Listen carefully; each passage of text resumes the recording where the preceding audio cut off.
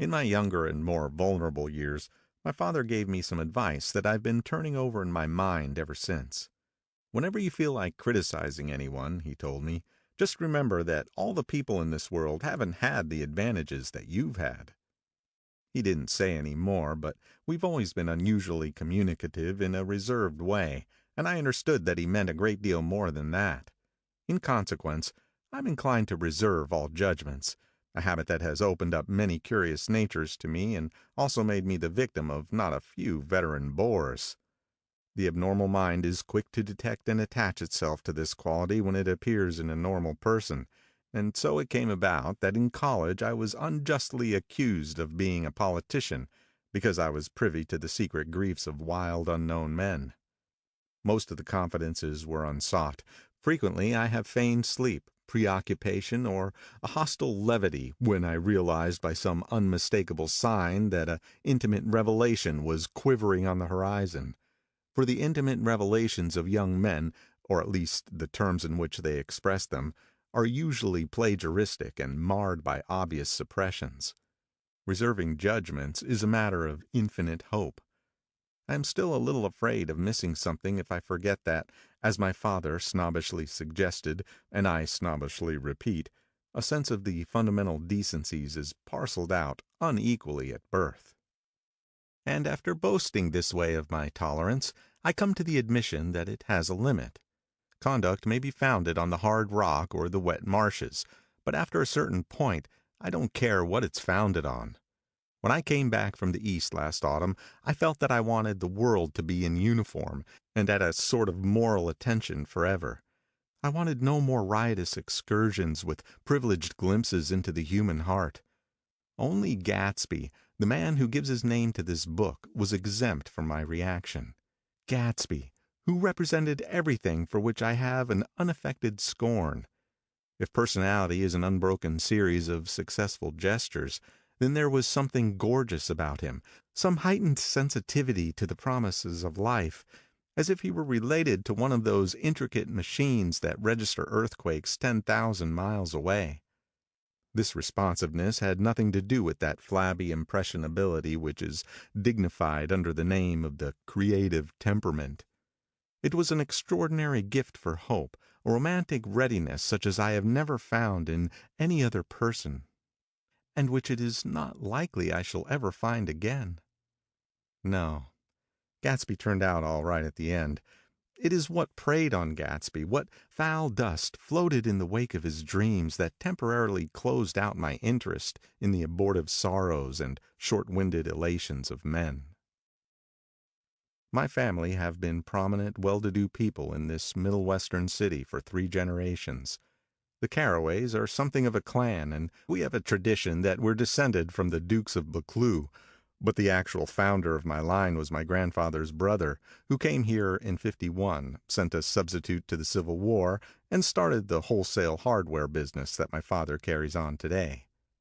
I never saw this great uncle, but I'm supposed to look like him, with special reference to the rather hard-boiled painting that hangs in father's office.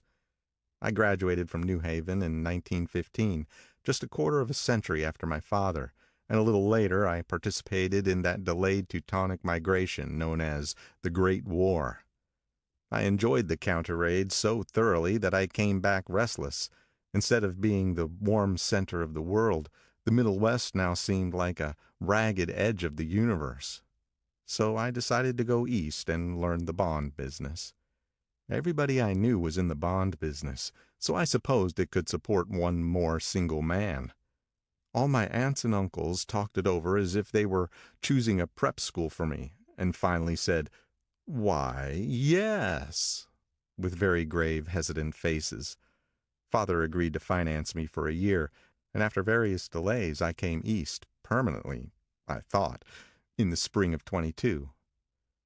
The practical thing was to find rooms in the city, but it was a warm season and I had just left a country of wide lawns and friendly trees, so when a young man at the office suggested that we take a house together in a commuting town, it sounded like a great idea. He found the house, a weather-beaten cardboard bungalow at $80 a month, but at the last minute the firm ordered him to Washington, and I went out to the country alone. I had a dog, at least I had him for a few days until he ran away, and an old Dodge and a Finnish woman who made my bed and cooked breakfast and muttered Finnish wisdom to herself over the electric stove. It was lonely for a day or so, until one morning some man, more recently arrived than I, stopped me on the road. "How do you get to West Egg Village?" he asked helplessly. I told him, and as I walked on, I was lonely no longer. I was a guide, a pathfinder, an original settler. He had casually conferred on me the freedom of the neighborhood. And so, with the sunshine and the great bursts of leaves growing on the trees, just as things grow in fast movies, I had that familiar conviction that life was beginning over again with the summer. There was so much to read, for one thing, and so much fine health to be pulled down out of the young, breath-giving air.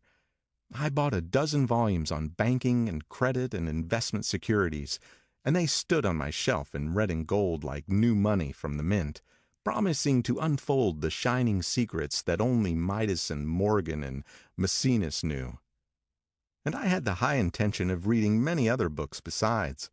I was rather literary in college. One year I wrote a series of very solemn and obvious editorials for the Yale News.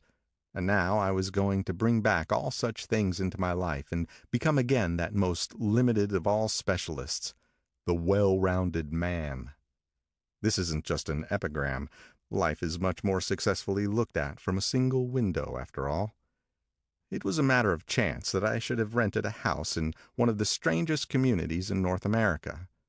It was on that slender, riotous island which extends itself due east of New York, and where there are, among other natural curiosities, two unusual formations of land. 20 miles from the city, a pair of enormous eggs, identical in contour and separated only by a courtesy bay, jut out into the most domesticated body of salt water in the Western Hemisphere, the great wet barnyard of Long Island Sound. They are not perfect ovals, like the egg in the Columbus story. They are both crushed flat at the contact end, but their physical resemblance must be a source of perpetual wonder to the gulls that fly overhead. To the wingless, a more interesting phenomena is their dissimilarity in every particular, except shape and size. I lived at West Egg, the less fashionable of the two, though this is a most superficial tag to express the bizarre and not a little sinister contrast between them. My house was at the very tip of the egg, only 50 yards from the Sound, and squeezed between two huge places that rented for $12,000 or $15,000 a season. The one on my right was a colossal affair by any standard. It was a factual imitation of some Hôtel de Ville in Normandy, with a tower on one side, spanking new under a thin beard of raw ivy, and a marble swimming pool, and more than 40 acres of lawn and garden.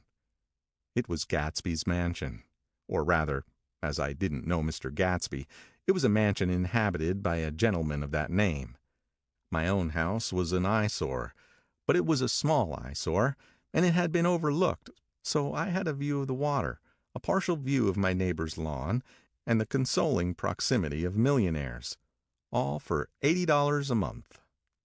Across the courtesy bay, the white palaces of fashionable East Egg glittered along the water, and the history of the summer really begins on the evening I drove over there to have dinner with the Tom Buchanans. Daisy was my second cousin, once removed, and I'd known Tom in college. And just after the war I spent 2 days with them in Chicago. Her husband, among various physical accomplishments, had been one of the most powerful ends that ever played football at New Haven.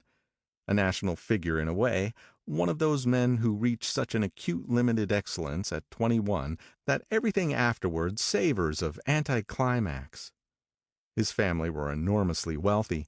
Even in college his freedom with money was a matter for reproach. But now he'd left Chicago and come east in a fashion that rather took your breath away. For instance, he'd brought down a string of polo ponies from Lake Forest.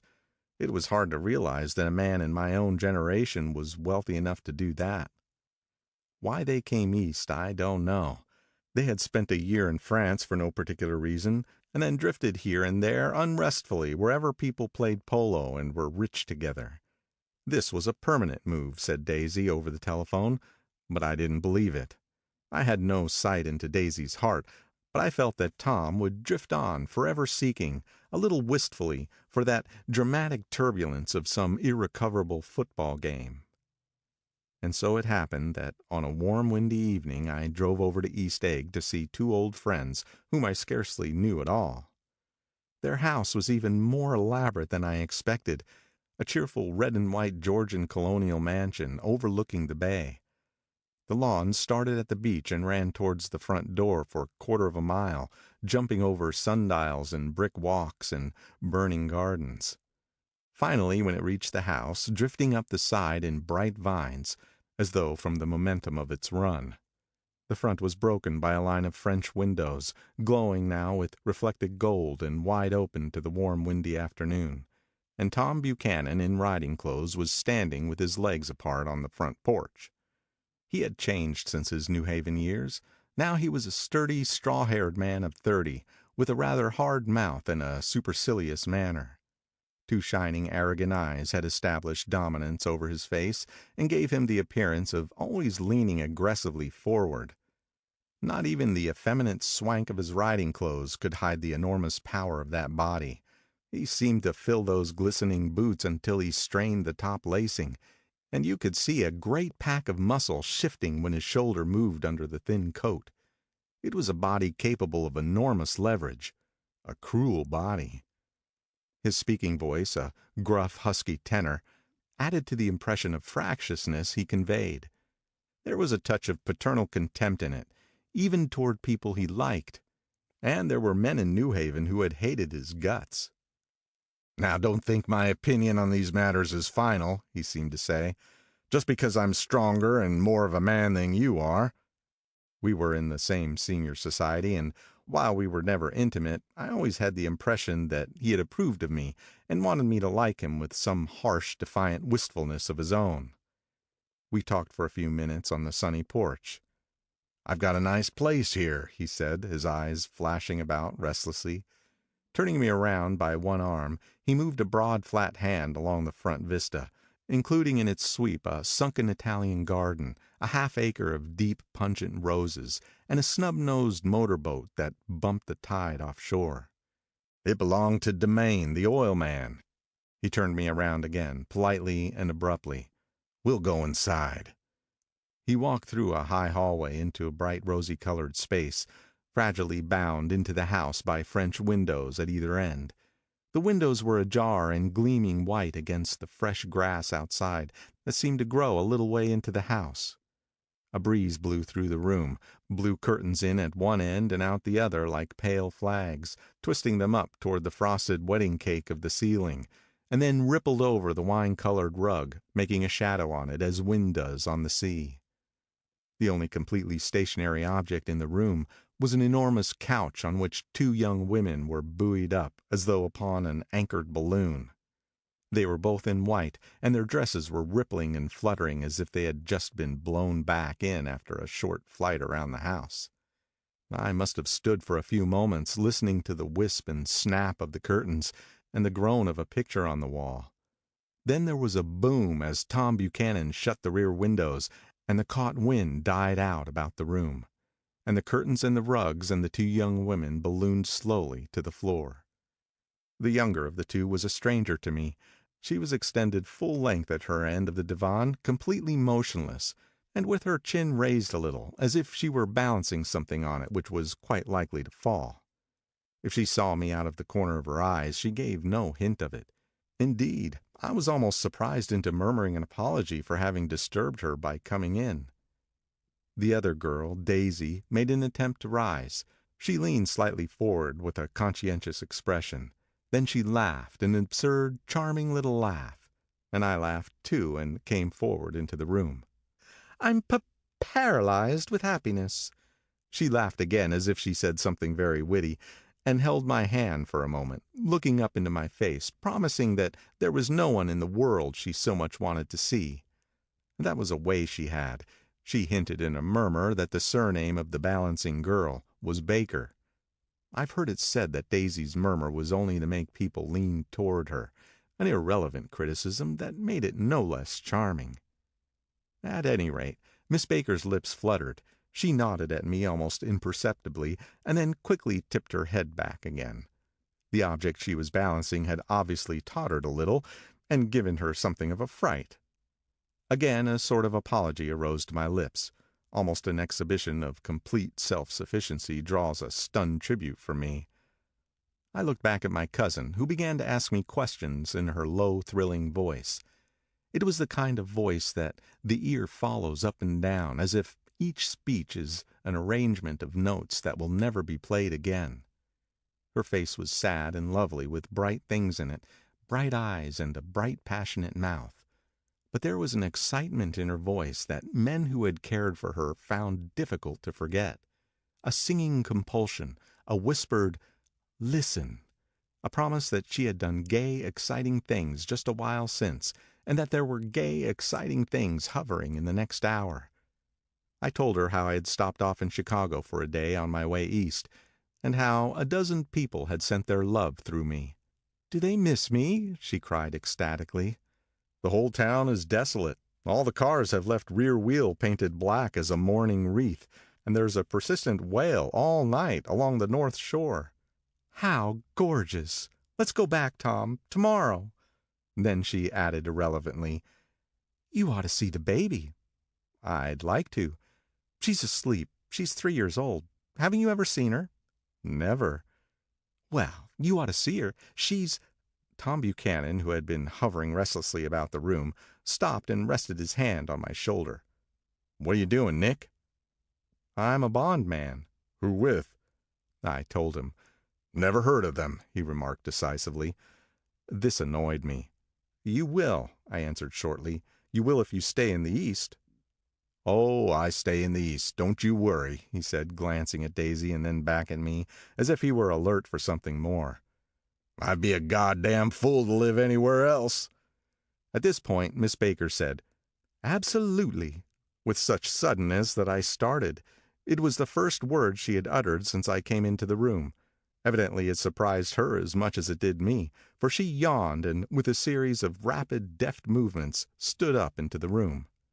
"I'm stiff," she complained. "I've been lying on that sofa for as long as I can remember." "Don't look at me," Daisy retorted. "I've been trying to get you to New York all afternoon." "No, thanks," said Miss Baker to the 4 cocktails just in front of the pantry. "I'm absolutely in training." Her host looked at her incredulously. "You are?" He took down his drink as if it were a drop in the bottom of a glass. "How you ever get anything done is beyond me." I looked at Miss Baker, wondering what it was she got done. I enjoyed looking at her. She was a slender, small-breasted girl with an erect carriage, which she accentuated by throwing her body backward at the shoulders like a young cadet. Her gray, sun-strained eyes looked back at me with polite reciprocal curiosity out of a wan, charming, discontented face. It occurred to me now that I had seen her, or a picture of her, somewhere before. "You live in the West Egg," she remarked contemptuously. "I know somebody there." "I don't know a single—" "You must know Gatsby."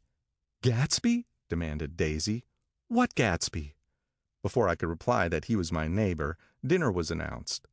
Wedging his tense arm imperatively under mine, Tom Buchanan compelled me from the room as though he were moving a checker to another square. Slenderly, languidly, their hands set lightly on their hips, the 2 young women preceded us out onto the rosy-colored porch, open toward the sunset, where 4 candles flickered on the table in the diminished wind. "Why candles?" objected Daisy, frowning. She snapped them out with her fingers. "In 2 weeks it'll be the longest day in the year." She looked at us all radiantly. "Do you always watch for the longest day of the year and then miss it? I always watch for the longest day in the year and then miss it." "We ought to plan something," yawned Miss Baker, sitting down at the table as if she were getting into bed. "All right," said Daisy. "What'll we plan?" She turned to me helplessly. "What do people plan?" Before I could answer, her eyes fastened with an odd expression on her little finger. "Look," she complained. "I heard it." We all looked. The knuckle was black and blue. "You did it, Tom," she said accusingly. "I know you didn't mean to, but you did do it. That's what I get for marrying a brute of a man, a great big hulking physical specimen of a—" "I hate that word hulking," objected Tom crossly, "even in kidding." "Hulking," insisted Daisy. Sometimes she and Miss Baker talked at once, unobtrusively and with a bantering inconsequence that was never quite chatter, that was as cool as their white dresses and their impersonal eyes in the absence of all desire. They were here, and they accepted Tom and me, making only a polite, pleasant effort to entertain or to be entertained. They knew that presently dinner would be over, and a little later the evening too would be over and casually put away. It was sharply different from the West, where an evening was hurried from phase to phase toward its close, in a continually disappointed anticipation, or else in sheer nervous dread of the moment itself. "You make me feel uncivilized, Daisy," I confessed on my second glass of corky but rather impressive claret. "Can you talk about crops or something?" I meant nothing in particular by this remark, but it was taken up in an unexpected way. "Civilization's going to pieces," broke out Tom violently. "I've gotten to be a terrible pessimist about things. Have you read The Rise of the Colored Empires by this man Goddard?" "Why, no," I answered, rather surprised by his tone. "Well, it's a fine book, and everybody ought to read it. The idea is, if we don't look out, the white race will be utterly submerged. It's all scientific stuff. It's been proved." "Tom's getting very profound," said Daisy with an expression of unthoughtful sadness. "He reads deep books with long words in them. What was that word we—" "Well, these books are all scientific," insisted Tom, glancing at her impatiently. "This fellow has worked out the whole thing. It's up to us, who are the dominant race, to watch out, or these other races will have control of things." "We've got to beat them down," whispered Daisy, winking ferociously toward the fervent sun. "You ought to live in California," began Miss Baker, but Tom interrupted her by shifting heavily in his chair. "This idea is that we're Nordics. I am, and you are, and—" After an infinitesimal hesitation, he included Daisy with a slight nod, and she winked at me again. "And we've produced all the things that go to make civilization. Oh, science and art and all that. Do you see?" There was something pathetic in his concentration, as if his complacency, more acute than of old, was not enough to him any more.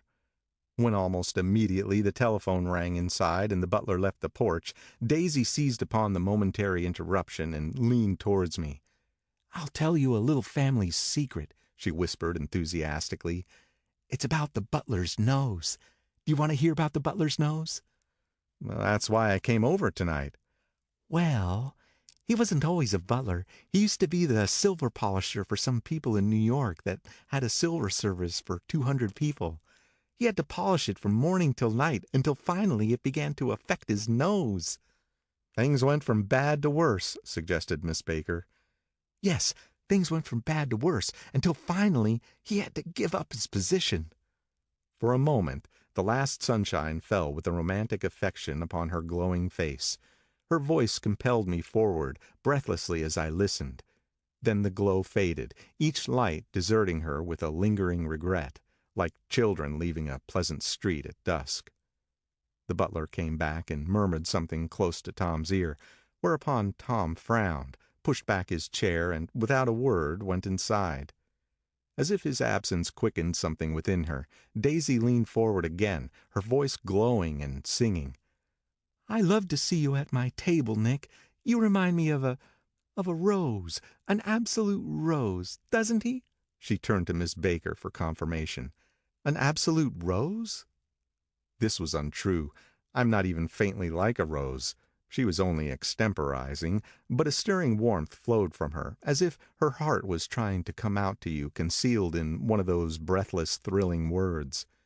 Then suddenly she threw her napkin on the table and excused herself, and went into the house. Miss Baker and I exchanged a short glance consciously devoid of meaning. I was about to speak, when she sat up alertly and said, "Shh!" in a warning voice. A subdued, impassioned murmur was audible in the room beyond, and Miss Baker leaned forward, unashamed, trying to hear. The murmur trembled on the verge of coherence, sank down, mounted excitedly, and then ceased altogether. This Mr. Gatsby you spoke of is my neighbor," I began. "Don't talk. I want to hear what happens." "Is something happening?" I inquired innocently. "You mean to say you don't know?" said Miss Baker, honestly surprised. "I thought everybody knew." "I don't." "Why," she said hesitantly, "Tom's got some woman in New York." "Got some woman?" I repeated blankly. Miss Baker nodded. "She might have the decency not to telephone him at dinner time, don't you think?" Almost before I had grasped her meaning, there was the flutter of a dress and the crunch of leather boots, and Tom and Daisy were back at the table. "It couldn't be helped," cried Daisy with tense gaiety.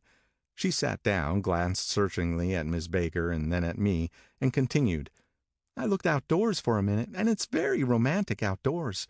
There's a bird on the lawn that I think must be a nightingale come over on the Cunard or White Star line. He's singing away." Her voice sang. "It's romantic, isn't it, Tom?" "Very romantic," he said, and then miserably to me, "If it's light enough after dinner, I want to take you down to the stables."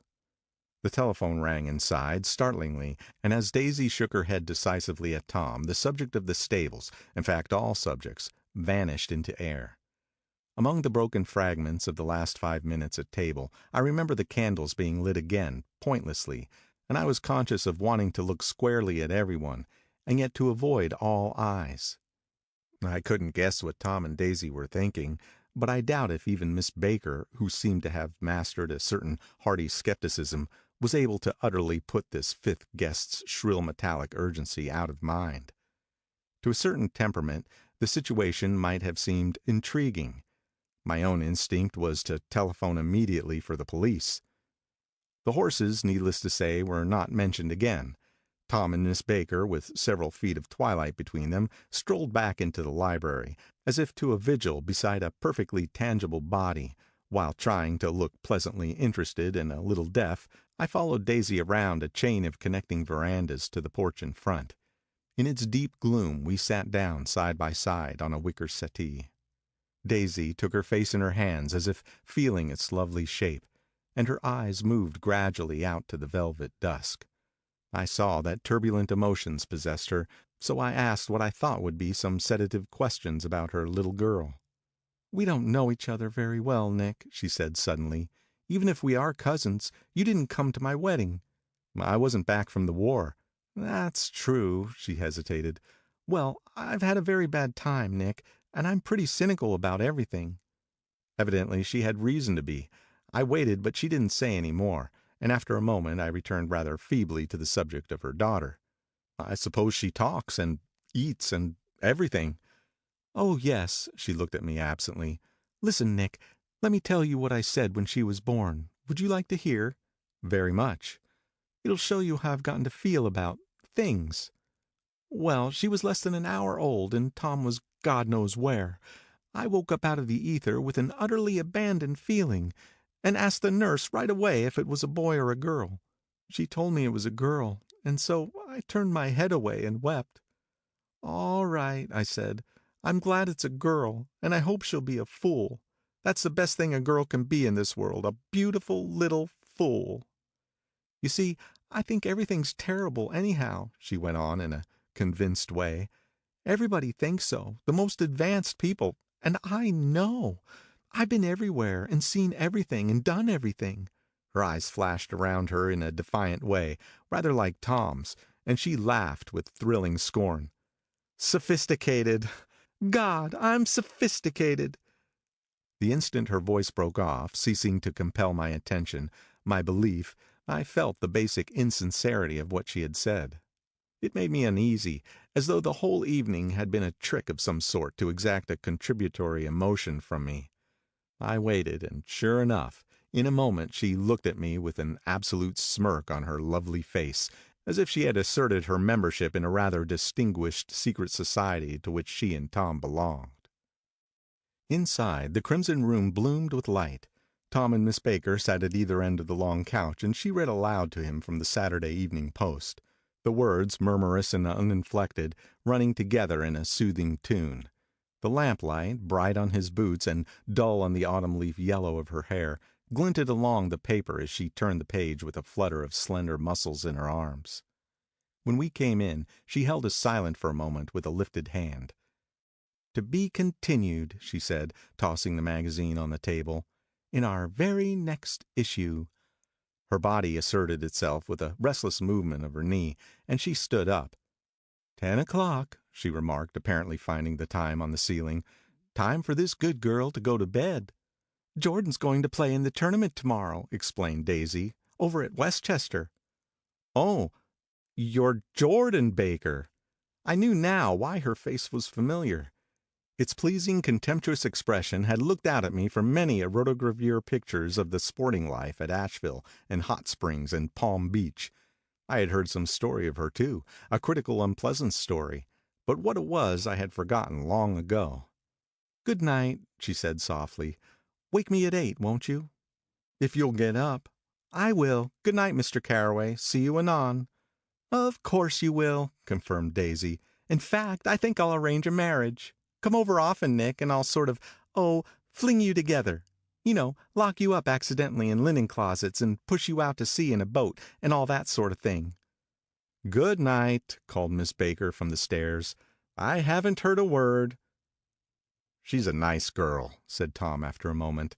"They oughtn't to let her run around the country this way." "Who oughtn't to?" inquired Daisy coldly. "Her family." "Her family is one aunt about 1,000 years old. Besides, Nick's going to look after her, aren't you, Nick? She's going to spend lots of weekends out here this summer. I think the home influence will be very good for her." Daisy and Tom looked at each other for a moment in silence. "Is she from New York?" I asked quickly. "From Louisville. Our white girlhood was passed together there, our beautiful white—" "Did you give Nick a little heart-to-heart talk on the veranda?" demanded Tom suddenly. "Did I?" She looked at me. "I can't seem to remember, but I think we talked about the Nordic race. Yes, I'm sure we did. It sort of crept up on us, and first thing you know—" "Don't believe everything you hear, Nick," he advised me. I said lightly that I had heard nothing at all, and a few minutes later I got up to go home. They came to the door with me and stood side by side in a cheerful square of light. As I started my motor, Daisy peremptorily called, "Wait!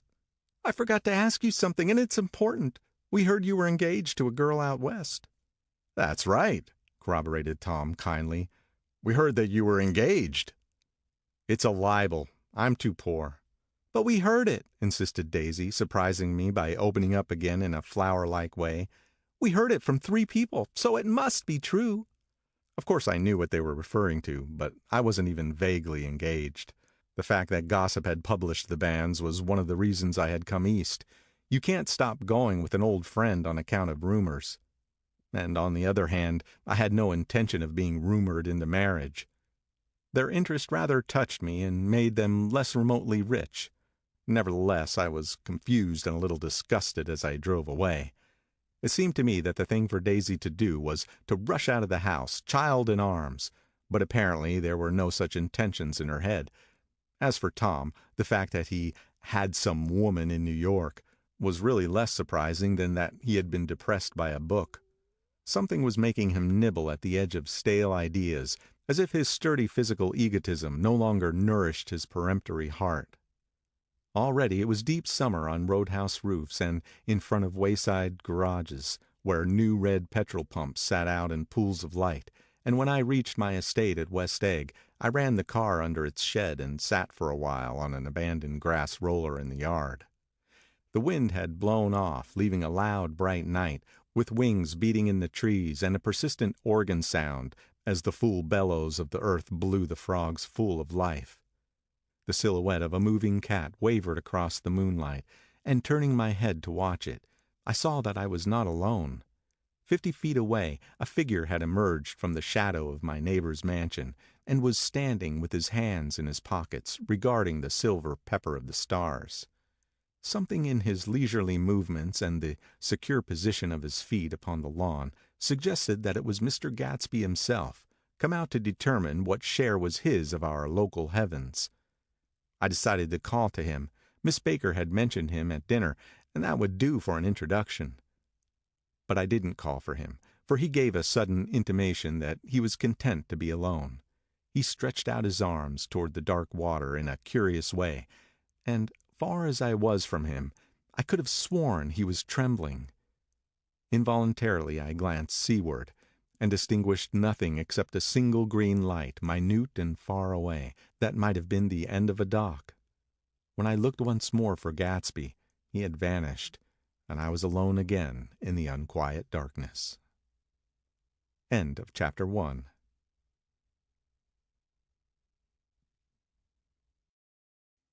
Chapter 2 of The Great Gatsby by F. Scott Fitzgerald.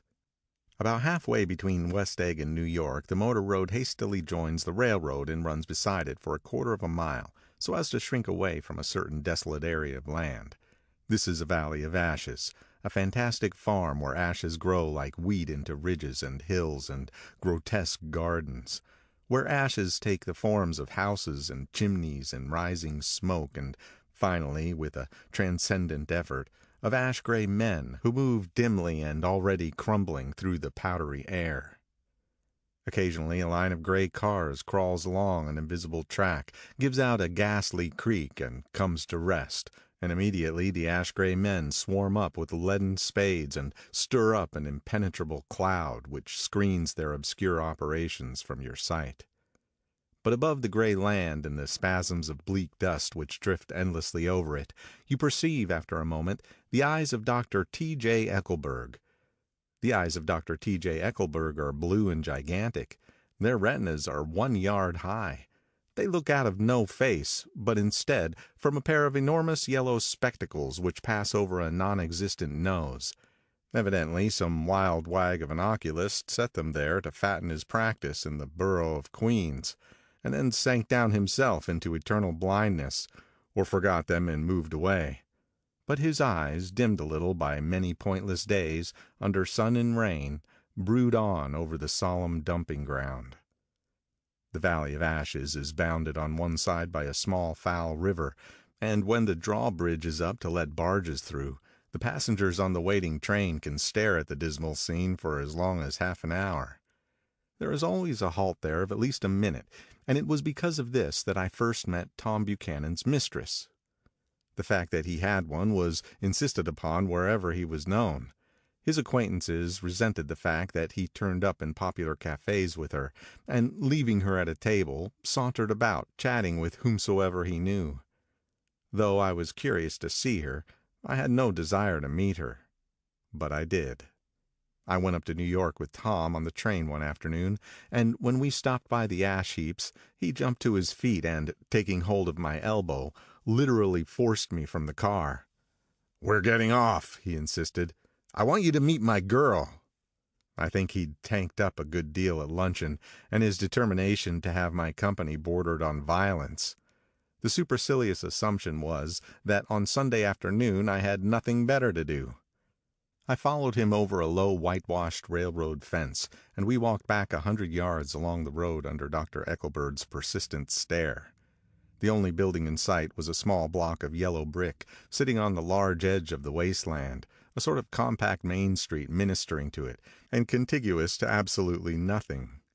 One of the 3 shops it contained was for rent, and another was an all-night restaurant, approached by a trail of ashes. The third was a garage. Repairs. George B. Wilson. Cars bought and sold. I followed Tom inside. The interior was unprosperous and bare.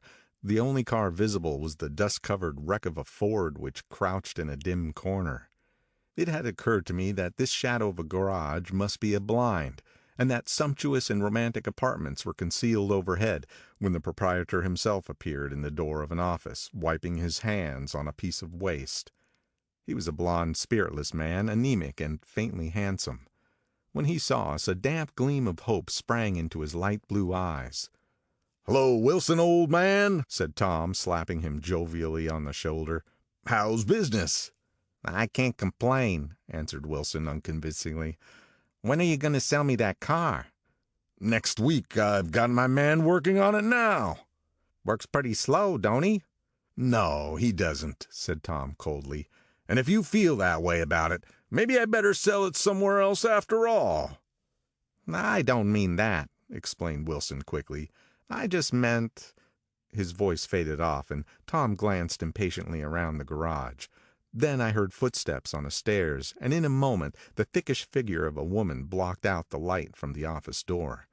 She was in the middle 30s and faintly stout, but she carried her flesh sensuously as some women can. Her face, above a spotted dress of dark blue crêpe de chine, contained no facet or gleam of beauty, but there was an immediately perceptible vitality about her, as if the nerves of her body were continually smoldering. She smiled slowly, and, walking through her husband as if he were a ghost, shook hands with Tom, looking him flush in the eye. Then she wet her lips, and, without turning around, spoke to her husband in a soft, coarse voice. "Get some chairs, why don't you, so somebody can sit down?" "Oh, sure," agreed Wilson hurriedly, and went toward the little office, mingling immediately with the cement color of the walls. A white ashen dust veiled his dark suit and his pale hair as it veiled everything in the vicinity, except his wife, who moved close to Tom. "I want to see you," said Tom intently. "Get on the next train." "All right." "I'll meet you by the newsstand on the lower level." She nodded and moved away from him just as George Wilson emerged with 2 chairs from his office door. We waited for her down the road and out of sight. It was a few days before the 4th of July, and a gray, scrawny Italian child was setting torpedoes in a row along the railroad track. "Terrible place, isn't it?" said Tom, exchanging a frown with Dr. Eckelberg. "Awful. It does her good to get away." "Doesn't her husband object?" "Wilson? He thinks she goes to see her sister in New York. He's so dumb, he doesn't know he's alive."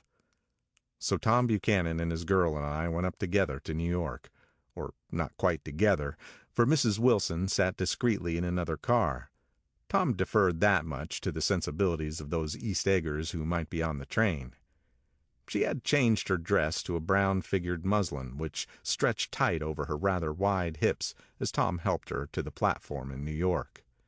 At the newsstand she bought a copy of Town Tattle and a moving picture magazine, and in the station drugstore some cold cream and a small flask of perfume.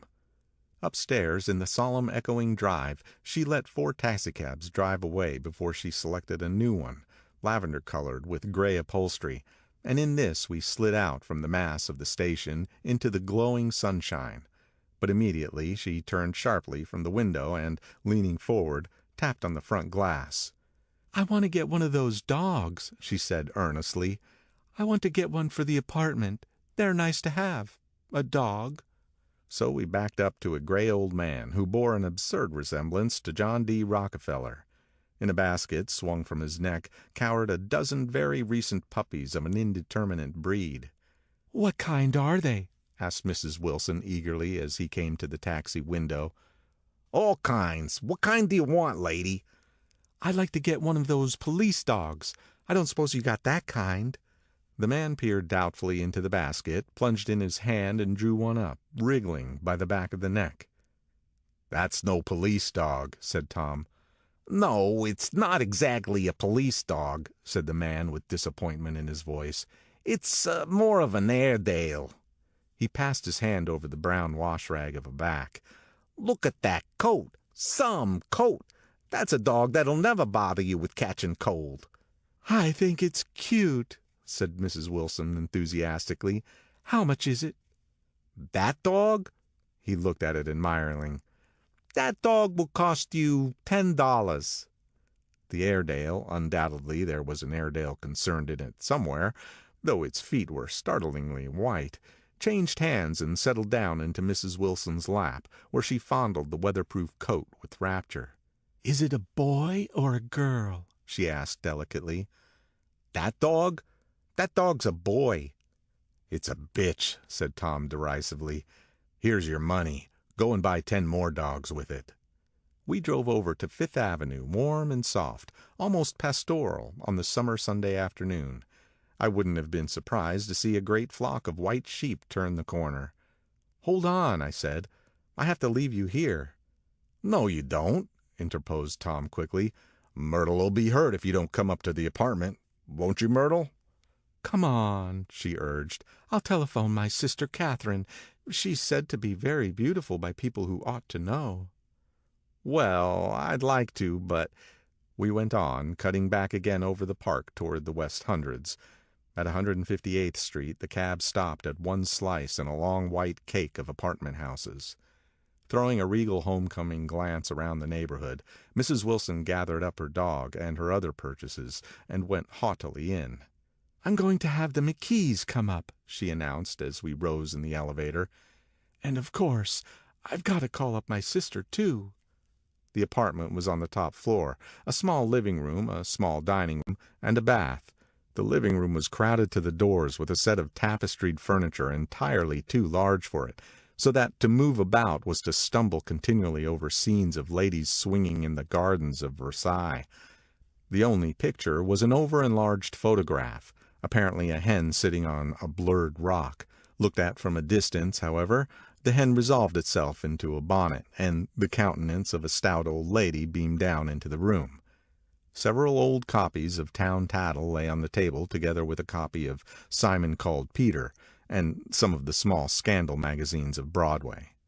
Mrs. Wilson was first concerned with the dog. A reluctant elevator boy went for a box full of straw and some milk, to which he added, on his own initiative, a tin of large, hard dog biscuits, one of which decomposed apathetically in the saucer of milk all afternoon.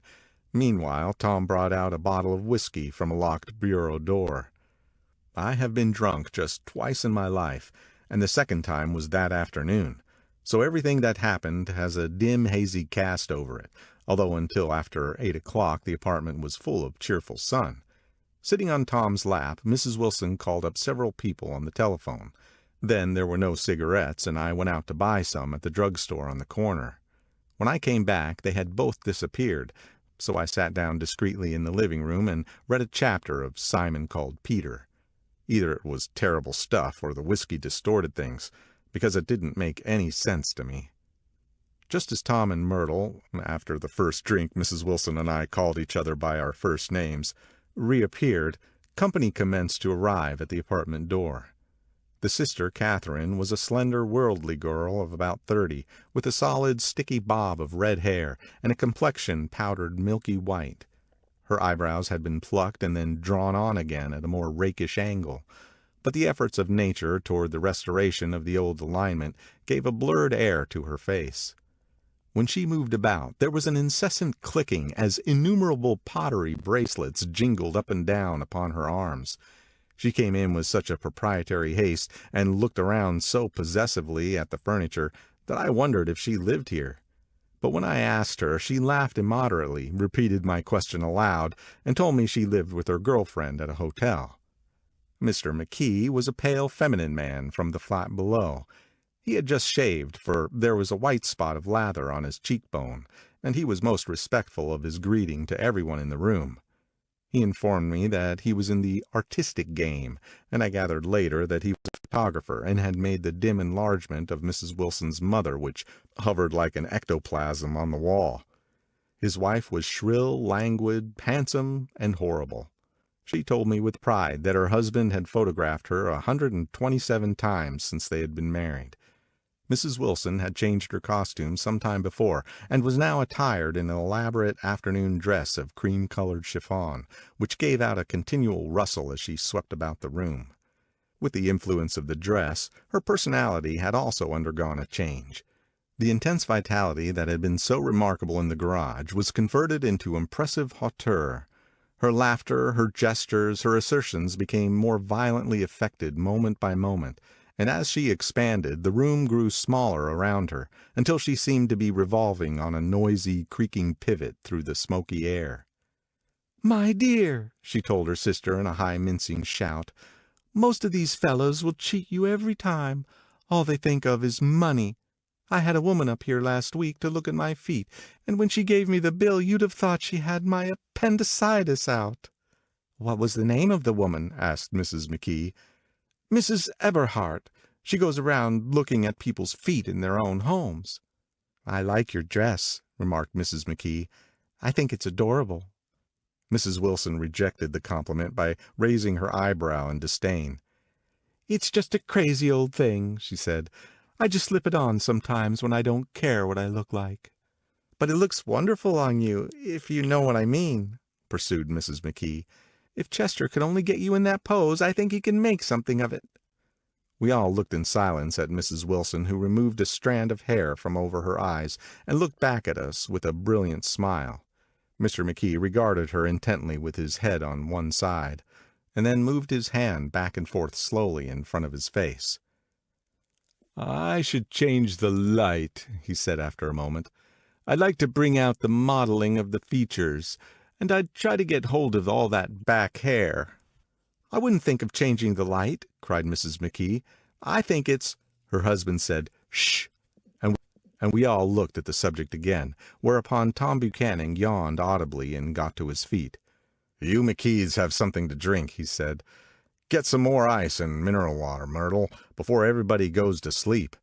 "I told that boy about the ice." Myrtle raised her eyebrows in despair at the shiftlessness of the lower orders. "These people, you have to keep after them all the time." She looked at me and laughed pointlessly. Then she flounced over to the dog, kissed it with ecstasy, and swept into the kitchen, implying that a dozen chefs awaited her orders there. "I've done some nice things out on Long Island," asserted Mr. McKee. Tom looked at him blankly. "2 of them we have framed downstairs." "2 what?" demanded Tom. "2 studies. One of them I call Montauk Point, the Gulls, and the other I call Montauk Point, the Sea." The sister Catherine sat down beside me on the couch. "Do you live on Long Island, too?" she inquired. "I live at West Egg." "Really? I was down there at a party about a month ago, at a man named Gatsby's. Do you know him?" "I live next door to him." "Well, they say he's a nephew or a cousin of Kaiser Wilhelm's. That's where all his money comes from." "Really?" She nodded. "I'm scared of him. I'd hate to have him get anything on me." This absorbing information about my neighbor was interrupted by Mrs. McKee's pointing suddenly at Catherine. "Chester, I think you could do something with her," she broke out, but Mr. McKee only nodded in a bored way and turned his attention to Tom. "I like to do more work on Long Island if I could get the entry. All I ask is that they should give me a start." "Ask Myrtle," said Tom, breaking into a short shout of laughter as Mrs. Wilson entered with a tray. "She'll give you a letter of introduction, won't you, Myrtle?" "Do what?" she asked, startled. "You'll give McKee a letter of introduction to your husband so he can do some studies on him." His lips moved silently for a moment as he invented George B. Wilson at the gasoline pump, or something like that. Catherine leaned close to me and whispered in my ear, "Neither of them can stand the person they're married to." "Can't they?" "Can't stand them." She looked at Myrtle and then at Tom. "What I say is, why go on living with them if they can't stand them? If I was them, I'd get a divorce and get married to each other right away." "Doesn't she like Wilson either?" The answer to this was unexpected. It came from Myrtle, who had overheard the question, and it was violent and obscene. "You see," cried Catherine triumphantly. She lowered her voice again. "It's really his wife that keeps them apart. She's a Catholic, and they don't believe in divorce." Daisy was not a Catholic, and I was a little shocked at the elaborateness of the lie. "When they do get married," continued Catherine, "they're going west to live for a while until it blows over."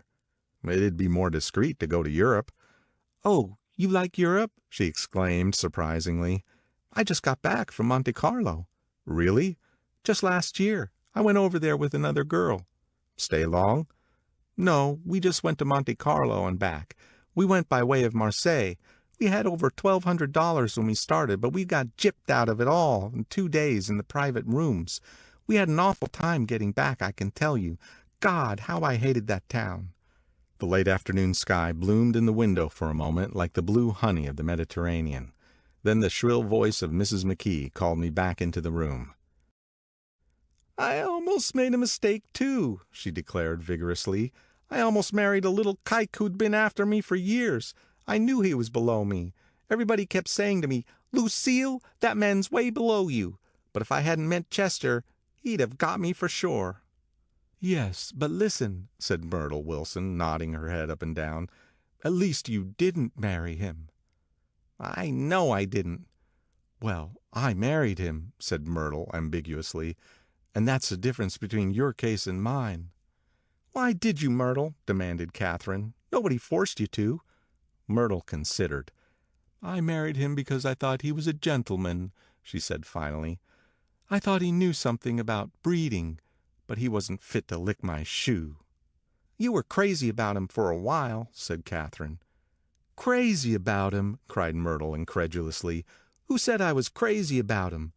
I never was any more crazy about him than I was about that man there." She pointed suddenly at me, and everyone looked at me accusingly.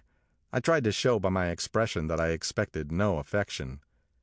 "The only crazy I was when I married him. I knew right away I made a mistake.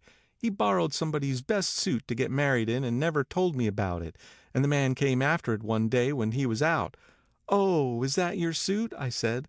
This is the first I ever heard about it, but I gave it to him, and then I lay down and cried to beat the band all afternoon." "She really ought to get away from him," resumed Katherine to me. "They've been living over that garage for 11 years, and Tom's the first sweetie she ever had." The bottle of whiskey, a second one, was now in constant demand by all present, excepting Katherine, who felt just as good on nothing at all. Tom rang for the janitor and sent him for some celebrated sandwiches, which were a complete supper in themselves. I wanted to get out and walk eastward toward the park through the soft twilight, but each time I tried to go I became entangled in some wild, strident argument which pulled me back, as if with ropes, into my chair. Yet high over the city our line of yellow windows must have contributed their share of human secrecy to the casual watcher in the darkening streets, and I saw him, too, looking up and wondering. I was within and without, simultaneously enchanted and repelled by the inexhaustible variety of life. Myrtle pulled her chair close to mine, and suddenly her warm breath poured over me the story of her first meeting with Tom. "It was on the two little seats facing each other that are always the last ones left on the train. I was going up to New York to see my sister and spend the night. He had on a dress suit and patent leather shoes, and I couldn't keep my eyes off him. But every time he looked at me I had to pretend to be looking at the advertisement over his head. When we came into the station he was next to me, and his white shirt front pressed against my arm, and so I told him I'd have to call a policeman. But he knew I lied. I was so excited that when I got into the taxi with him I didn't hardly know I wasn't getting into a subway train. All I kept thinking about over and over was, 'You can't live forever, you can't live forever.'" She turned to Mrs. McKee, and the room rang full of her artificial laughter. "My dear," she cried, "I'm going to give you this dress as soon as I'm through with it. I've got to get another one tomorrow. I'm going to make a list of all the things I've got to get. A massage, and a wave, and a collar for the dog, and one of those cute little ashtrays where you touch a spring, and a wreath with a black silk bow for Mother's grave that'll last all summer. I've got to write down a list so I won't forget all the things I got to do." It was 9 o'clock. Almost immediately afterward I looked at my watch and found it was 10. Mr. McKee was asleep on the chair with his fists clenched in his lap, like a photograph of a man in action. Taking out my handkerchief, I wiped from his cheek the spot of dried lather that had worried me all the afternoon. The little dog was sitting on the table looking with blind eyes through the smoke, and from time to time groaning faintly. People disappeared, reappeared, made plans to go somewhere, and then lost each other, searched for each other, found each other a few feet away. Sometime toward midnight Tom Buchanan and Mrs. Wilson stood face to face discussing, in impassioned voices, whether Mrs. Wilson had any right to mention Daisy's name. "Daisy, Daisy, Daisy," shouted Mrs. Wilson. "I'll say it whenever I want to.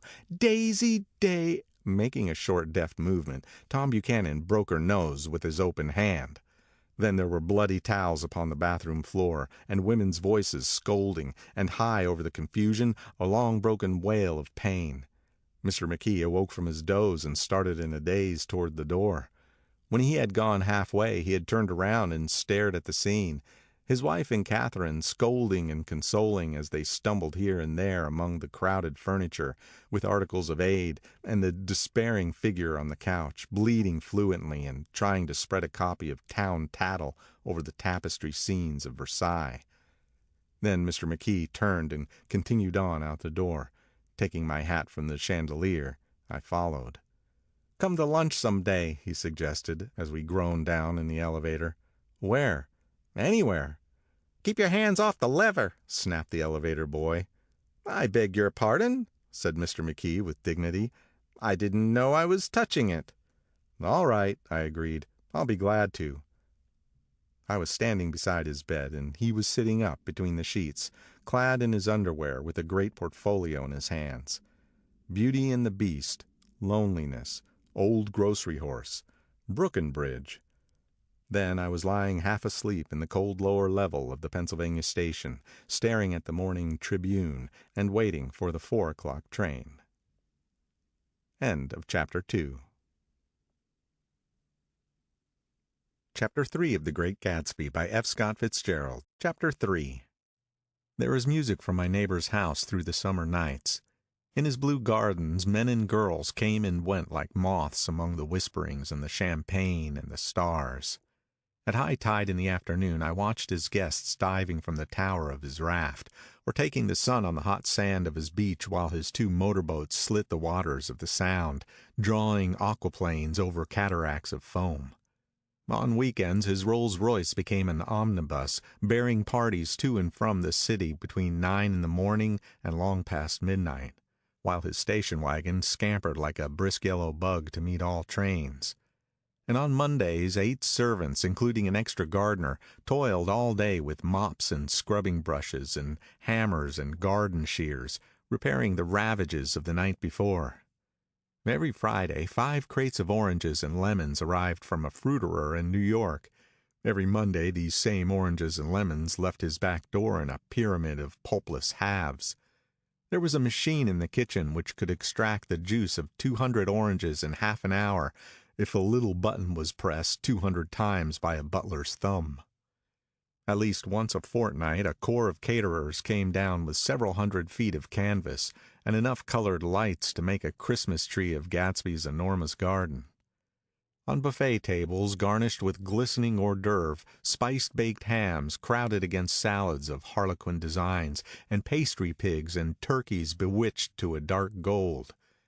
In the main hall a bar with a real brass rail was set up, and stocked with gins and liquors, and with cordials so long forgotten that most of his female guests were too young to know one from another. By 7 o'clock the orchestra has arrived, no thin 5-piece affair, but a whole pitful of oboes and trombones and saxophones and violas and cornets and piccolos and low and high drums. The last swimmers have come in from the beach now and are dressing upstairs. The cars from New York are parked 5 deep in the drive, and already the halls and salons and verandas are gaudy with primary colors, and hair bobbed in strange new ways, and shawls beyond the dreams of Castile. The bar is in full swing, and floating rounds of cocktails permeate the garden outside, until the air is alive with chatter and laughter, and casual innuendo and introductions forgotten on the spot, and enthusiastic meetings between women who never knew each other's names. The lights grow brighter as the earth lurches away from the sun, and now the orchestra is playing yellow cocktail music, and the opera of voices pitches a key higher. Laughter is easier minute by minute, spilled with prodigality, tipped out at a cheerful word. The groups change more swiftly, swell with new arrivals, dissolve and form in the same breath. Already there are wanderers, confident girls who weave here and there among the stouter and more stable, become for a sharp, joyous moment the center of a group, and then, excited with triumph, glide on through the sea change of faces and voices and color under the constantly changing light. Suddenly one of these gypsies in trembling opal seizes a cocktail out of the air, dumps it down for courage, and moving her hands like Frisco dances out alone on the canvas platform. A momentary hush, the orchestra leader varies his rhythm obligingly for her, and there is a burst of chatter as the erroneous news goes around that she is Gilda Gray's understudy from the Follies. The party has begun. I believe that on the first night I went to Gatsby's house I was one of the few guests who had actually been invited. People were not invited. They went there. They got into automobiles which bore them out to Long Island, and somehow they ended up at Gatsby's door. Once there, they were introduced by somebody who knew Gatsby, and after that they conducted themselves according to the rules of behavior associated with an amusement park. Sometimes they came and went without having met Gatsby at all, came for the party with a simplicity of heart that was its own ticket of admission. I had been actually invited. A chauffeur in uniform of robin's egg blue crossed my lawn early that Saturday morning with a surprisingly formal note from his employer. The honor would be entirely Gatsby's, it said, if I would attend his little party that night. He had seen me several times and had intended to call on me long before, but a peculiar combination of circumstances had prevented it. Signed J. Gatsby, in a majestic hand. Dressed up in white flannels, I went over to his lawn a little after 7 and wandered around rather ill at ease among swirls and eddies of people I didn't know, though here and there was a face I had noticed on the commuting train. I was immediately struck by the number of young Englishmen dotted about, all well dressed, all looking a little hungry, and all talking in low, earnest voices to solid and prosperous Americans. I was sure that they were selling something, bonds or insurance or automobiles. They were at least agonizingly aware of the easy money in the vicinity and convinced that it was theirs for a few words in the right key. As soon as I arrived, I made an attempt to find my host, but the 2 or 3 people of whom I asked his whereabouts stared at me in such an amazed way and denied so vehemently any knowledge of his movements that I slunk off in the direction of the cocktail table, the only place in the garden where a single man could linger without looking purposeless and alone. I was on my way to get roaring drunk from sheer embarrassment when Jordan Baker came out of the house and stood at the head of the marble steps, leaning a little backward and looking with contemptuous interest down into the garden. Welcome or not, I found it necessary to attach myself to someone before I should begin to address cordial remarks to the passer-by. "Hello!" I roared, advancing toward her. My voice seemed unnaturally loud across the garden. "I thought you might be here," she responded absently as I came up. "I remembered you lived next door to—" She held my hand impersonally, as a promise that she'd take care of me in a minute, and gave ear to 2 girls in twin yellow dresses, who stopped at the foot of the steps. "Hello!" they cried together. "Sorry you didn't win." That was for the golf tournament. She had lost in the finals the week before. "You don't know who we are," said one of the girls in yellow, "but we met you here about a month ago." "You've dyed your hair since then," remarked Jordan, and I started, but the girls had moved casually on, and her remark was addressed to the premature moon, produced like the supper, no doubt, out of a caterer's basket. With Jordan's slender golden arm resting on mine, we descended the steps and sauntered about the garden. A tray of cocktails floated at us through the twilight, and we sat down at a table with the 2 girls in yellow and 3 men, each one introduced to us as Mr. Mumble. "Do you come to these parties often?" inquired Jordan of the girl beside her. "The last one was the one I met you at," answered the girl in an alert, confident voice. She turned to her companion. "Wasn't it for you, Lucille?" It was for Lucille, too. "I like to come," Lucille said. "I never care what I do so long as I always have a good time. When I was here last I tore my gown on a chair and he asked me my name and address. Inside of a week I got a package from Crorier's with a new evening gown in it." "Did you keep it?" asked Jordan. "Sure I did. I was going to wear it tonight, but it was too big in the bust and had to be altered. It was gas blue with lavender beads, $265. "There's something funny about a fellow to do a thing like that," said the other girl eagerly. "He doesn't want any trouble with anybody." "Who doesn't?" I inquired. "Gatsby, somebody told me." The 2 girls and Jordan leaned together confidentially. "Somebody told me they thought he killed a man once." A thrill passed over all of us. The 3 Mr. Mumbles bent forward and listened eagerly. "I don't think it's so much that," argued Lucille skeptically. "It's more that he was a German spy during the war." One of the men nodded in confirmation. "I heard that from a man who knew all about him, grew up with him in Germany," he assured us positively. "Oh, no," said the first girl. "It couldn't be that, because he was in the American army during the war." As our credulity switched back to her, she leaned forward with enthusiasm. "You look at him sometimes when he thinks nobody's looking at him. I'll bet he killed a man." She narrowed her eyes and shivered. Lucille shivered. We all turned and looked around for Gatsby. It was testimony to the romantic speculation he inspired that there were whispers about him from those who had found little that it was necessary to whisper about in this world. The first supper, there would be another one after midnight, was now being served, and Jordan invited me to join her own party, who were spread around the table on the other side of the garden. There were 3 married couples and Jordan's escort, a persistent undergraduate given to violent innuendo, and obviously under the impression that sooner or later Jordan was going to yield him up her person to a greater or lesser degree. Instead of rambling, this party had preserved a dignified homogeneity and assumed to itself the function of representing the staid nobility of the countryside.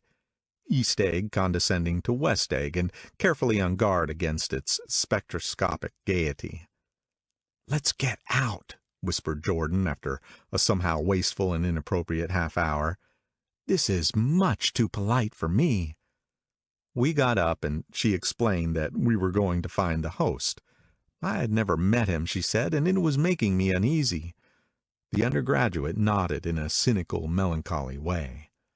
The bar where we glanced first was crowded, but Gatsby was not there. She couldn't find him from the top of the steps, and he wasn't on the veranda.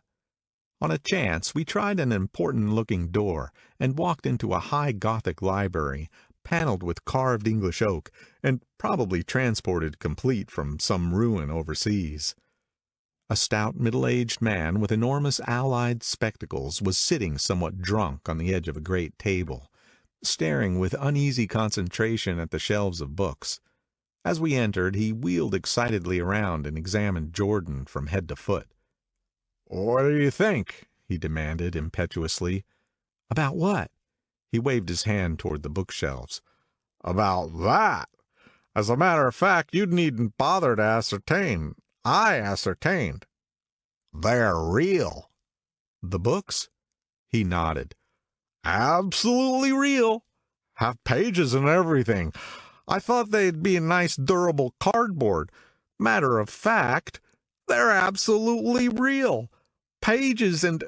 Here, let me show you." Taking our skepticism for granted, he rushed to the bookcases and returned with volume 1 of the Stoddard Lectures. "See?" he cried triumphantly. "It's a bona fide piece of printed matter. It fooled me. This fellow's a regular Belasco. It's a triumph. What thoroughness! What realism! Knew when to stop, too. Didn't cut the pages. But what do you want? What do you expect?" He snatched the book from me and replaced it hastily on its shelf, muttering that if one brick was removed, the whole library was liable to collapse. "Who brought you?" he demanded. "Or did you just come? I was brought.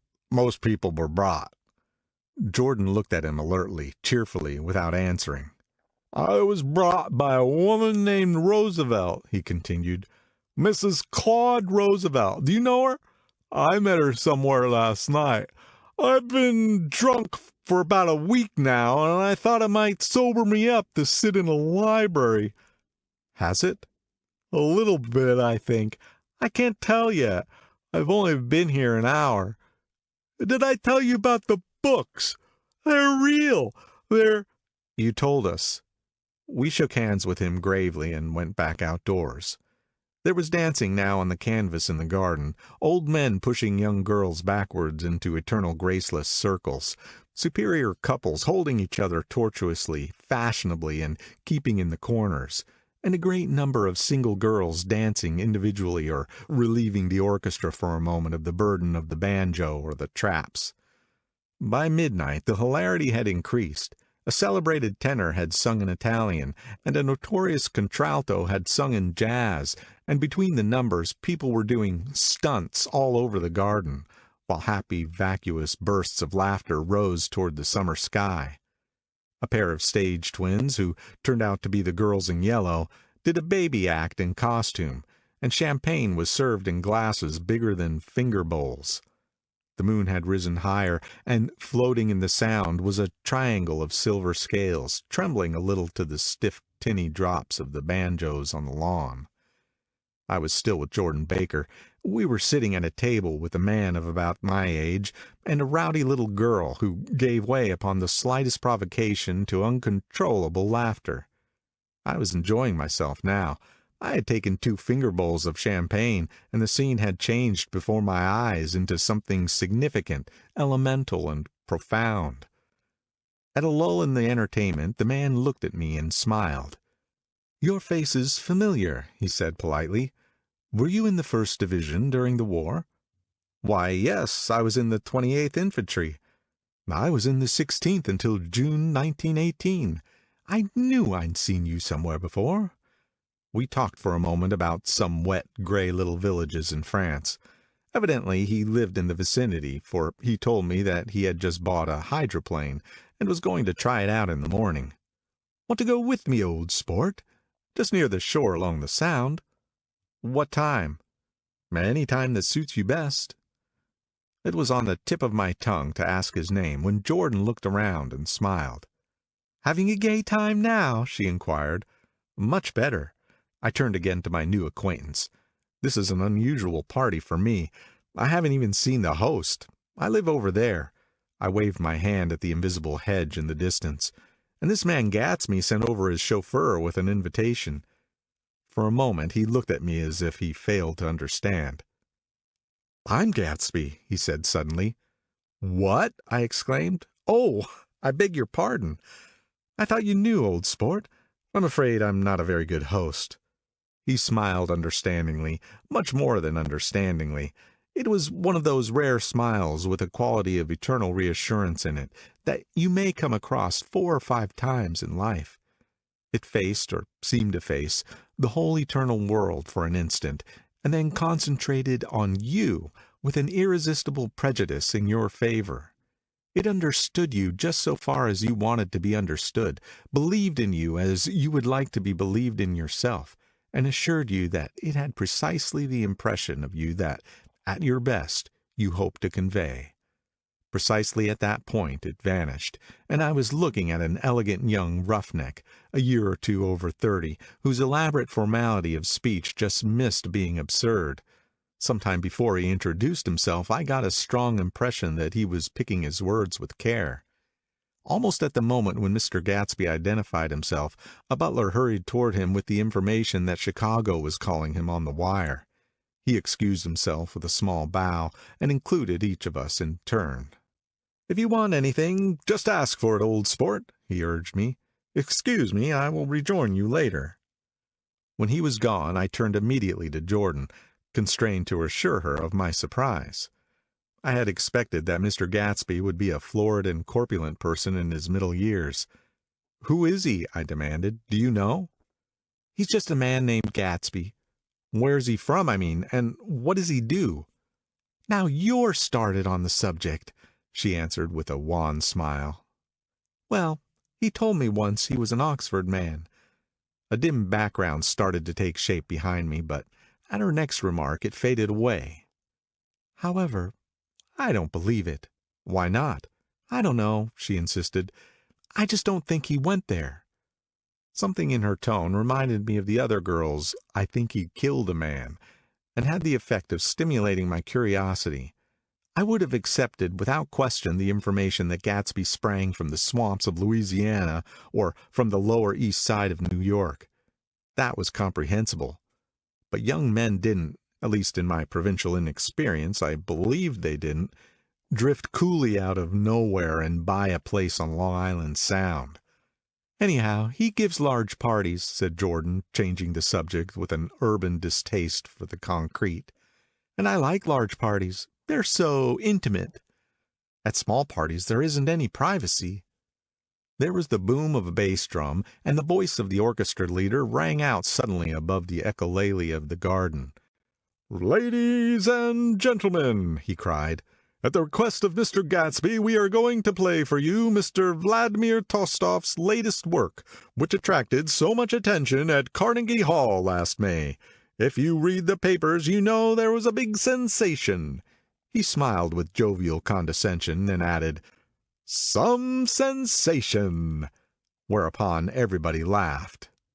"The piece is known," he concluded lustily, "as Vladimir Tolstoy's Jazz History of the World." The nature of Mr. Tolstoy's composition eluded me, because just as it began my eyes fell on Gatsby, standing alone on the marble steps and looking from one group to another with approving eyes. His tanned skin was drawn attractively tight on his face, and his short hair looked as though it were trimmed every day. I could see nothing sinister about him. I wondered if the fact that he was not drinking helped to set him off from his guests, for it seemed to me that he grew more correct as the fraternal hilarity increased. When the Jazz History of the World was over, girls were putting their hands on men's shoulders in a puppyish, convivial way. Girls were swooning backwards playfully into men's arms, even into groups, knowing that someone would arrest their falls.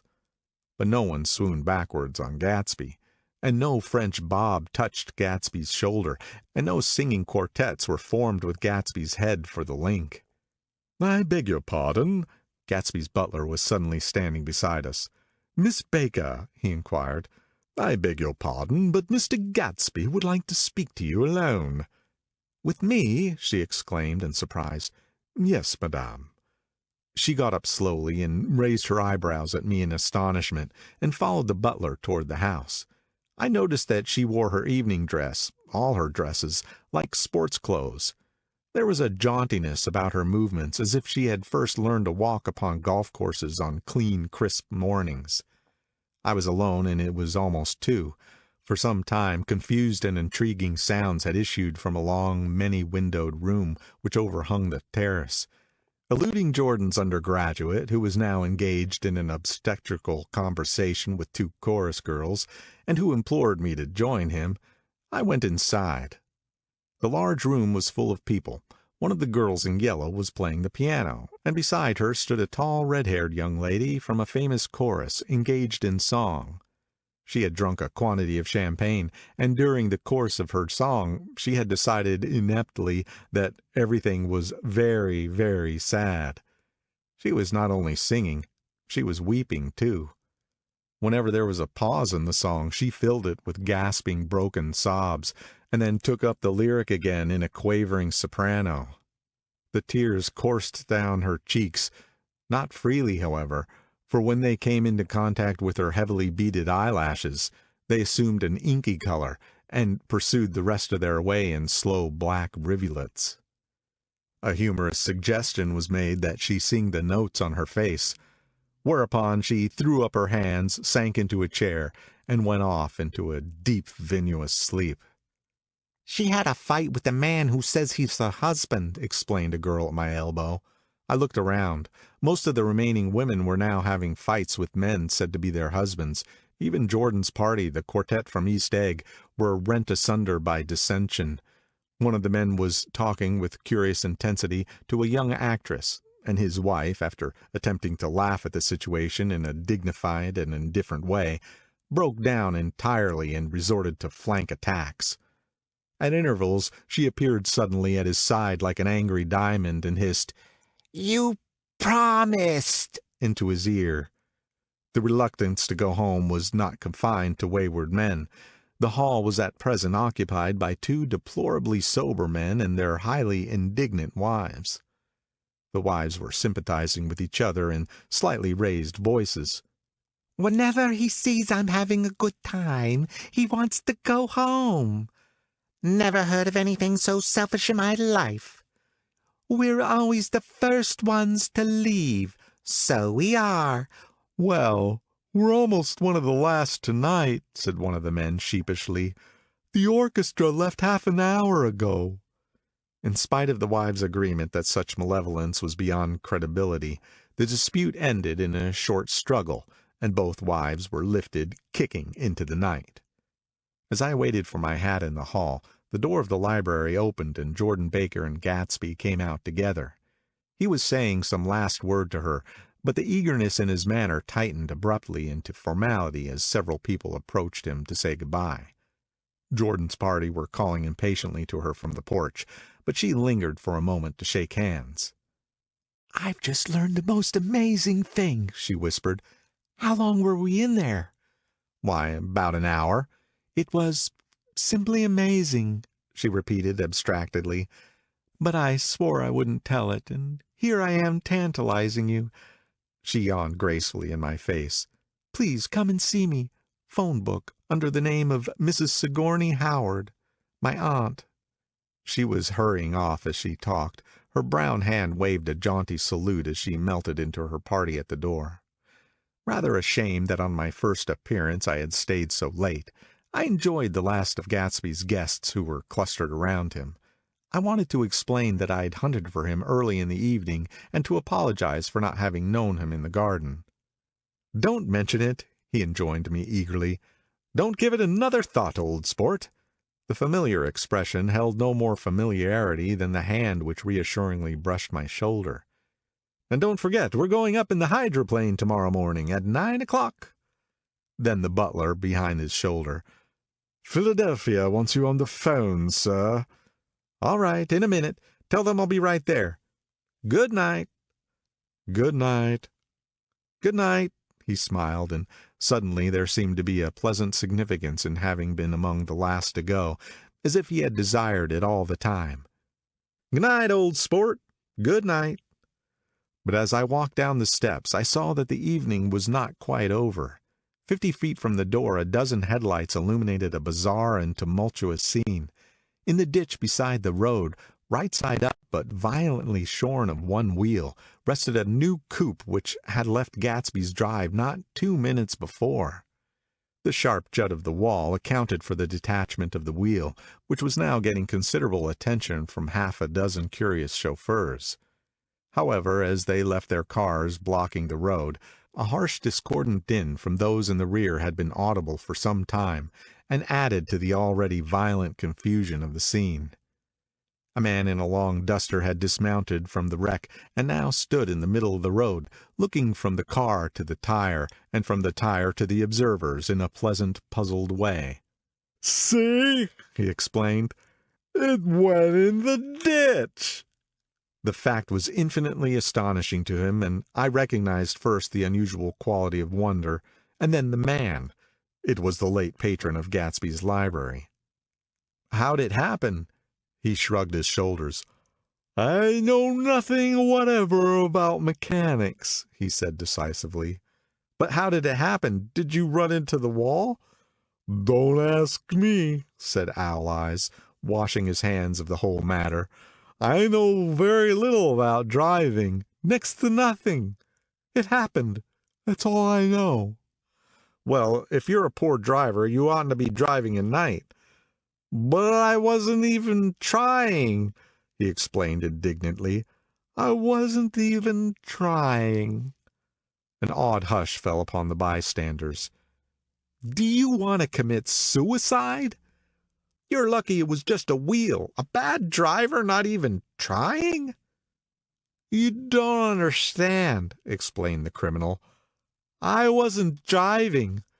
There's another man in the car." The shock that followed this declaration found voice in a sustained "Ah!" as the door of the coupe swung slowly open. The crowd, it was now a crowd, stepped back involuntarily, and when the door had opened wide, there was a ghostly pause.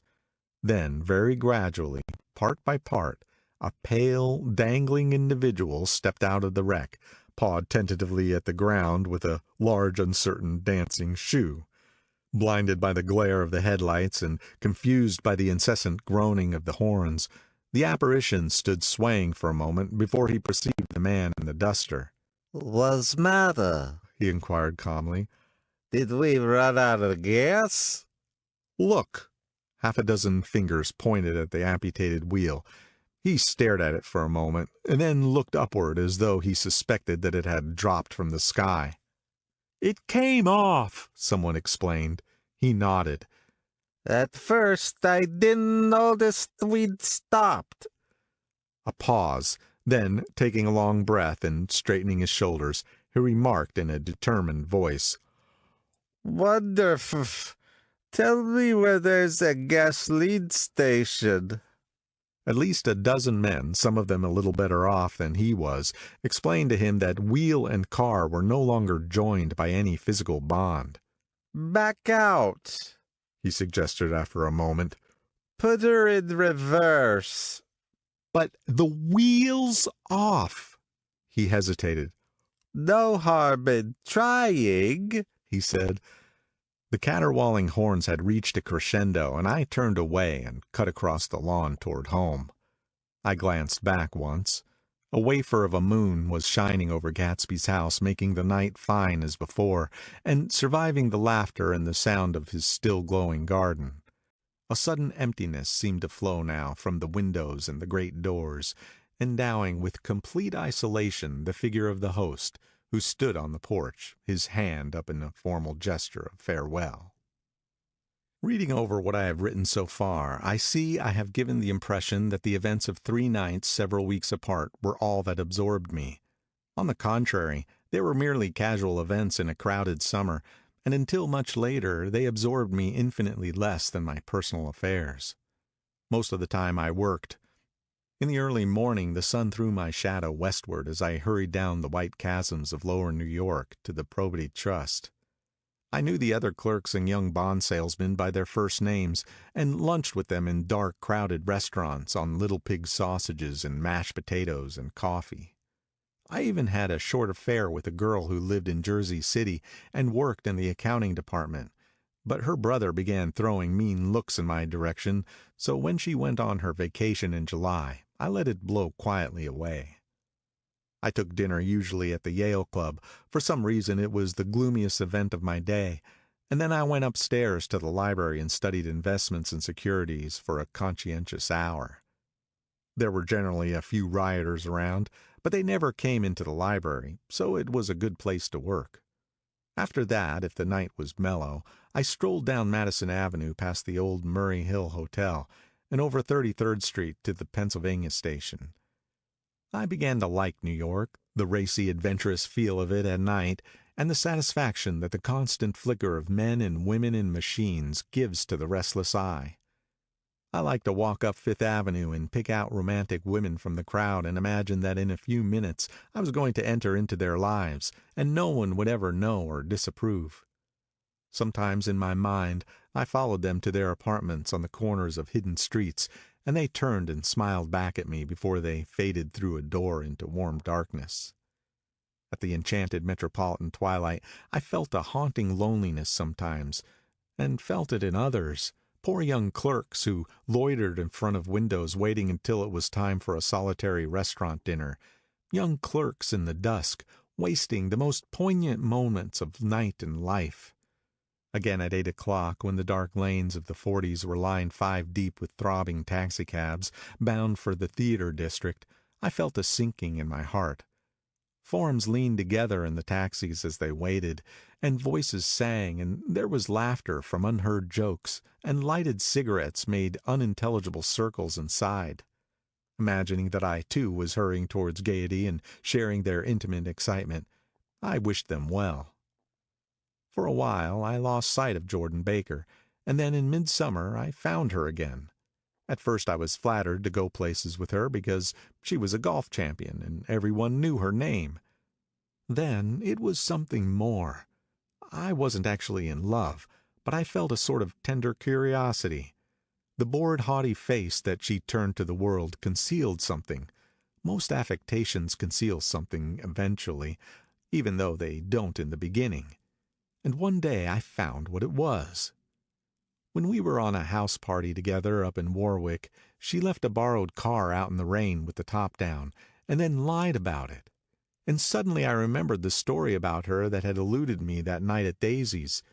At her first big golf tournament there was a row that nearly reached the newspapers. A suggestion that she had moved her ball from a bad lie in the semifinal round. The thing approached the proportions of a scandal, then died away. A caddy retracted his statement, and the only other witness admitted that he might have been mistaken. The incident and the name had remained together in my mind. Jordan Baker instinctively avoided clever, shrewd men, and now I saw that this was because she felt safer on a plane where any divergence from a code would be thought impossible. She was incurably dishonest. She wasn't able to endure being at a disadvantage, and given this unwillingness, I supposed she had begun dealing in subterfuges when she was very young, in order to keep that cool, insolent smile turned to the world, and yet satisfy the demands of her hard, jaunty body. It made no difference to me. Dishonesty in a woman is a thing you never blame deeply. I was casually sorry, and then I forgot. It was on that same house party that we had a curious conversation about driving a car. It started out because she passed so close to some workman that our fender flicked a button on the man's coat. "You're a rotten driver," I protested. "Either you ought to be more careful or you oughtn't to drive at all." "I am careful." "No, you're not." "Well, other people are," she said lightly. "What's that got to do with it?" "They'll keep out of my way," she insisted. "It takes two to make an accident." "Suppose you met somebody just as careless as yourself." "I hope I never will," she answered. "I hate careless people. That's why I like you." Her gray, sun-strained eyes stared straight ahead, but she had deliberately shifted our relations, and for a moment I thought I loved her. But I am slow thinking and full of interior rules that act as brakes on my desires, and I knew that first I had to get myself definitely out of that tangle back home. I've been writing letters once a week and signing them "Love, Nick," and all I could think of was how, when that certain girl played tennis, a faint mustache of perspiration appeared on her upper lip. Nevertheless, there was a vague understanding that had to be tactfully broken off before I was free. Everyone suspects himself of at least one of the cardinal virtues, and this is mine. I am one of the few honest people that I've ever known. End of chapter 3.